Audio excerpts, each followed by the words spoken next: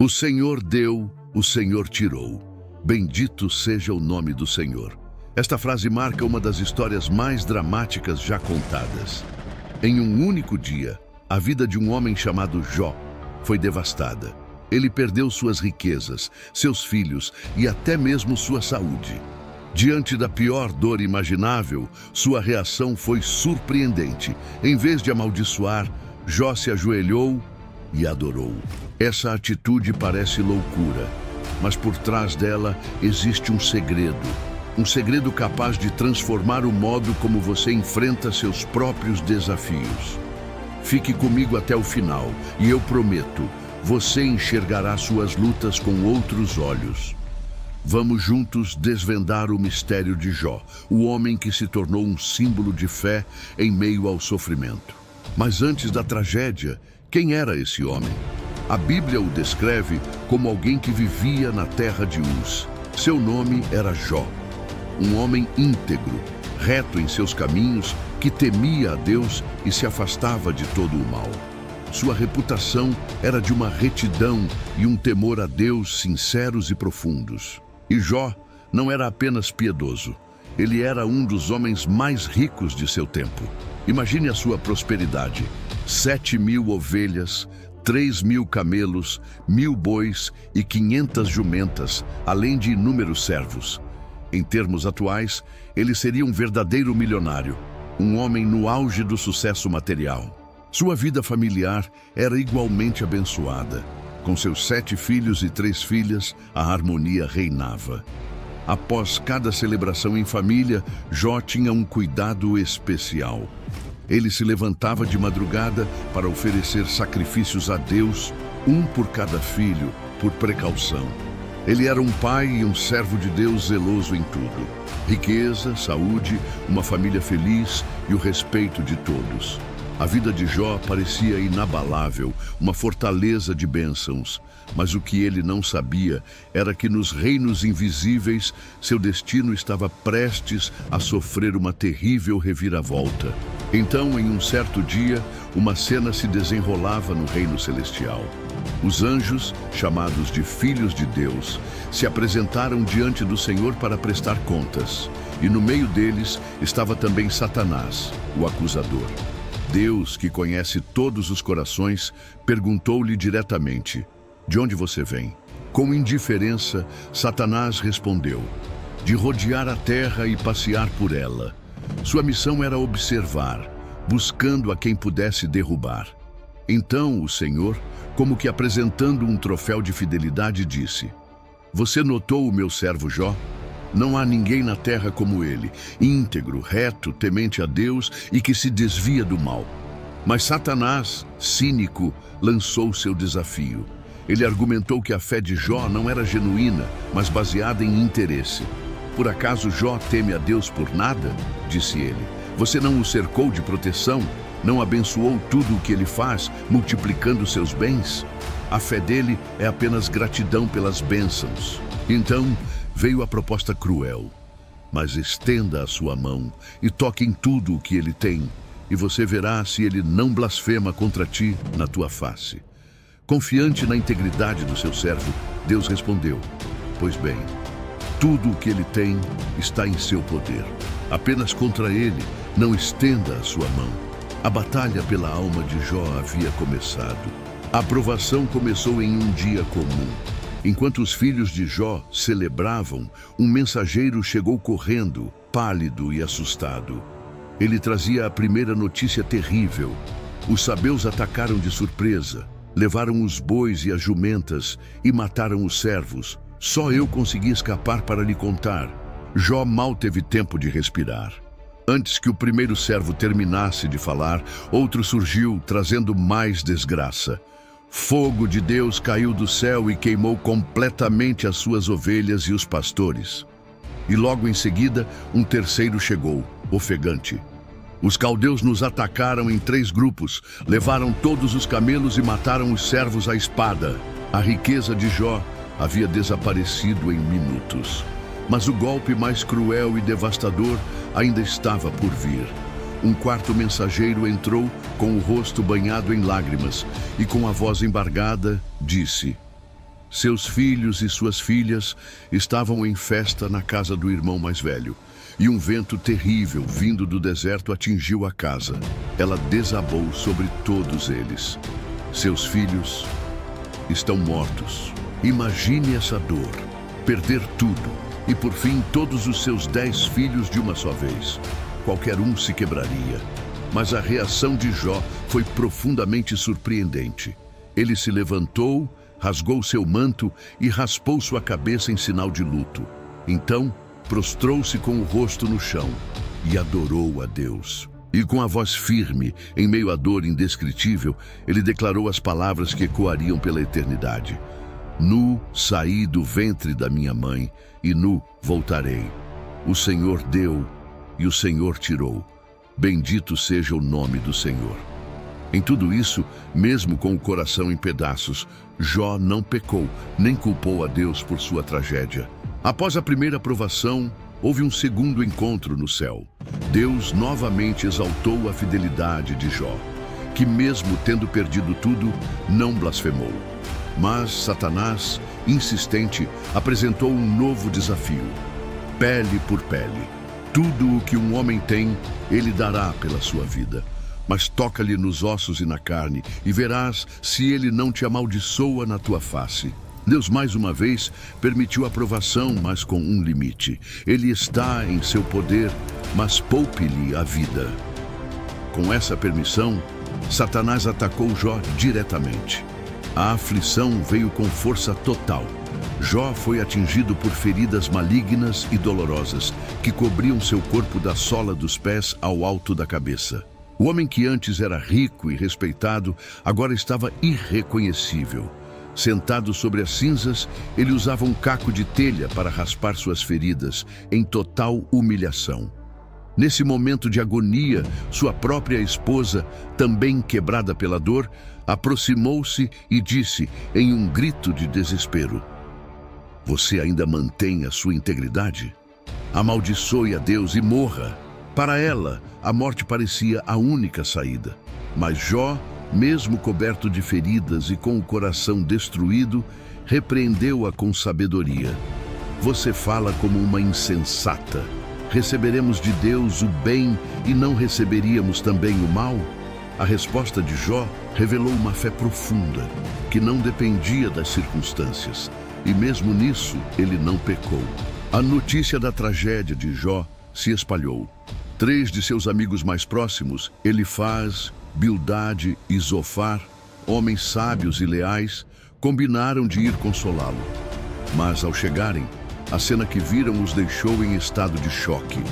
O homem que conheciam era irreconhecível, coberto de chagas, sentado em cinzas. O impacto foi tão grande que eles rasgaram as próprias roupas e lançaram pó sobre as cabeças em sinal de lamento. E então fizeram a coisa mais sábia que poderiam fazer. Sentaram-se no chão ao lado de Jó, em completo silêncio, por 7 dias e 7 noites. A dor era tão imensa que nenhuma palavra seria capaz de trazer consolo. Ao final desses 7 longos dias, foi Jó quem quebrou o silêncio, mas não com uma oração, e sim com um clamor de partir o coração. Com uma angústia crua e sem filtros, ele abriu a boca e amaldiçoou o dia do seu próprio nascimento, desejando nunca ter existido. Era o desabafo de uma alma mergulhada em um sofrimento que parecia insuportável. O lamento desesperado de Jó abriu a porta para que seus amigos finalmente falassem. O que começou como empatia silenciosa estava prestes a se transformar em uma série de discursos duros. Elifaz, Bildade e Zofar, cada um à sua maneira, tentariam decifrar um sofrimento que não compreendiam, baseados em suas próprias tradições e visões de mundo. Elifaz, o mais velho, foi o primeiro a falar. Com um tom de autoridade, ele sugeriu que o sofrimento de Jó era uma consequência do pecado, uma forma de disciplina de Deus, como um pai que corrige o filho que ama. Ele chegou a mencionar uma visão espiritual, insinuando que nenhum homem é realmente puro diante do Criador e que Jó deveria aceitar a correção. A resposta de Jó foi um lamento ainda mais profundo. Ele descreveu sua tristeza como um fardo mais pesado que a areia dos mares. Para ele, as palavras de Elifaz não soavam como consolo, mas como um julgamento insensível. Jó expressou sua frustração, não apenas com a dor, mas agora também com a incompreensão de seus próprios amigos. Em seguida, falou Bildade, de forma ainda mais direta e dura. Apoiado na tradição, ele sugeriu que os filhos de Jó haviam morrido por causa de seus próprios pecados. Para Bildade, a lógica divina era simples e inquestionável. Os justos prosperam e os ímpios sofrem. Se Jó estava sofrendo, ele deveria procurar por alguma falha oculta em sua vida. Zofar, o mais impetuoso dos três, foi o mais severo. Ele acusou Jó de falar demais e chegou a dizer que Deus estava sendo misericordioso, pois o castigo que Jó realmente merecia seria ainda maior. Para Zofar, não havia dúvida. Havia pecados escondidos na vida de Jó. E a única solução era o arrependimento sincero. Jó respondeu aos três com uma honestidade brutal. Ele os chamou de consoladores desprezíveis e seus discursos de ventos vazios, palavras que mais feriam do que ajudavam. Ele reconhecia a soberania de Deus, mas questionava a visão simplista dos amigos, apontando para a realidade. Muitas vezes, os ímpios prosperam enquanto os justos sofrem. Mesmo se sentindo abandonado por Deus e injustiçado por seus amigos, em meio a toda a escuridão e confusão do debate, a fé de Jó produziu uma de suas mais poderosas declarações. Com uma esperança que parecia impossível, ele clamou: "Eu sei que o meu Redentor vive e que por fim se levantará sobre a terra." O debate continuou em ciclos, com os amigos repetindo suas acusações, agora de forma mais severa. Eles acusaram Jó diretamente de pecados graves, opressão aos pobres, exploração dos necessitados. A lógica deles era rígida: se há sofrimento, deve haver culpa. A solução que ofereciam era sempre a mesma: arrependimento e reconciliação com Deus para ter a prosperidade de volta. Jó, no entanto, manteve-se firme em sua integridade. Ele defendeu vigorosamente sua inocência, listando suas boas ações e seu compromisso com a justiça. Seu clamor era por uma audiência com o próprio Deus, para que pudesse apresentar seu caso diante de um juiz justo, já que seus amigos haviam se tornado seus acusadores. Quando as palavras entre Jó e seus amigos se esgotaram, um novo personagem, que até então apenas ouvia, se levantou. Era Eliú, um homem mais jovem. Ele havia permanecido em silêncio por respeito aos mais velhos, mas agora seu coração queimava de indignação, tanto com os amigos que condenaram Jó, quanto com Jó, que se justificava demais. Eliú trouxe uma perspectiva completamente nova. Ele argumentou que o sofrimento não é apenas um castigo pelo pecado. Deus, em sua soberania, pode usá-lo como um instrumento de correção e instrução. A dor, segundo Eliú, poderia ser um alerta de Deus, uma forma de purificar e levar uma pessoa a um nível mais profundo de fé e intimidade com Ele.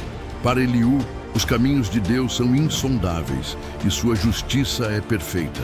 Por isso, ele aconselhou Jó a parar de questionar e, em vez disso, se humilhar e aprender com o processo. O sofrimento, na visão de Eliú, não era o fim da linha, mas uma oportunidade de crescimento espiritual, se Jó permitisse. Após o discurso de Eliú, o debate humano chegou ao fim. E então, do meio de um redemoinho, uma manifestação de poder e majestade, o próprio Deus respondeu.